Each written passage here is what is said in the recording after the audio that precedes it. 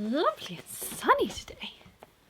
Hello everybody and welcome back to my channel. So today's video is a things you didn't know about your overlocker, because when I've been talking over the years to people with overlockers, there's a lot of things that they can do, and sometimes people with overlockers, if you are one of these people, you are not alone.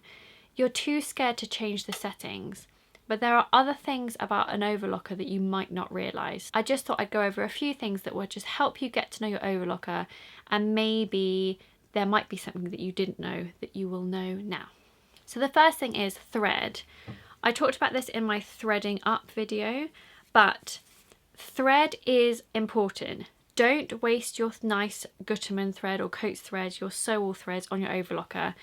I once met a woman she came into the shop and said that she'd been spending an absolute fortune on thread, and was there another option, because she's been putting 1,000-metre Gutermanns on her overlocker and obviously going through them really quickly. And I think Mum and I were like, oh my gosh, that was costing her like, I don't know, £80 to put the thread on her overlocker. Oh, it makes my heart like, ugh. So don't do that. Don't waste your money. Get overlocker thread. So they normally come on 1,000-metre spools like this and 5,000-metre spools like this. I always opt for the Coates Moon threads. I like the quality of them. There's loads of colours that you can choose from, obviously, but I tend to stick to 5,000-metre cones personally, because I find it easier. With the stuff I'm doing, I'm normally only doing black, white or a neutral colour. So I am a little bit lazy and I'll just use 5,000-metre cones and I just churn through loads of projects. But if there's something really particular that I want to match the colour, I'll use 1,000-metre spools instead. It's lower quality thread, but not so low quality that it's going to break and snap all the time. The way it goes the machine can manage thread like this. Don't use expensive thread. There is no need, no benefit whatsoever. Just use overlocker thread. The second thing is, you might have found in your accessories of your overlocker that there are a pair of tweezers in there. Don't underestimate the power of these tweezers. It might be a little bit fiddly to start with if you don't really like using tweezers, but I promise you, the more you use them to do all the fiddly bits, the easier it is. I always used to see people trying to use their fingers and pinching them and trying to use their other finger to get it behind. Just use the tweezers to like poke things behind and hook things underneath. The tweezers will really help you. So if you've watched my threading video, I'll link that down below. If you watch my overlocker threading video, you'll see that I use the tweezers all the time. I love them. So get to know your tweezers. Number 3 is needles. So on your machine, it should tell you which needles to use in your machine. There are a few different sizes of overlocker needles, so just make sure you either check your manual, or normally on the machine there's a little sticker that will tell you what needle size to use, needle type and needle size.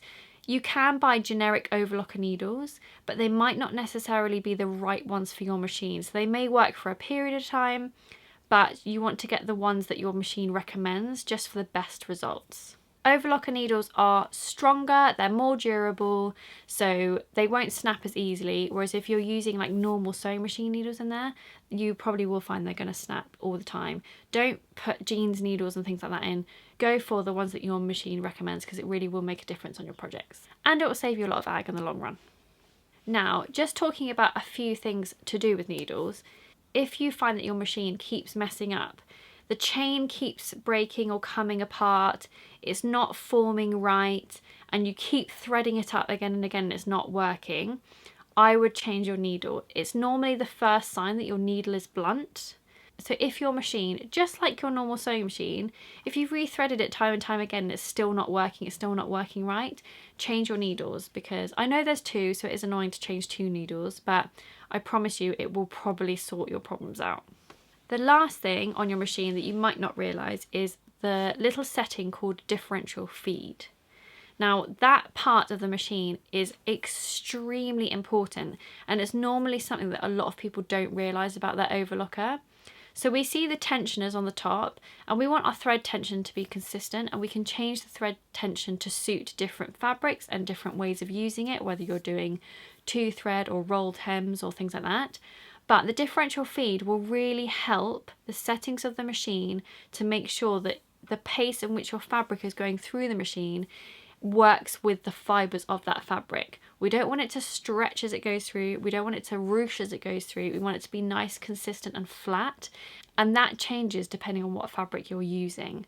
So don't worry, I've got a video coming out next week all about differential feed and how to change the settings. So that is coming. So once I've got that video out, I will put a link below so that you can head there, or I'll put a little pop-up card now so you can see that.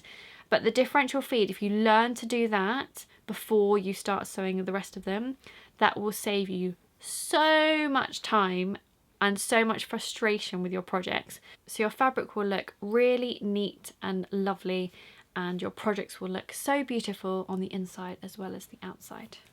So there we have it, a few little extra tips for you that you might not know about your overlocker. I've got lots more of these overlocker lessons coming because it has been quite a highly requested topic. So give this video a thumbs up if you found it useful.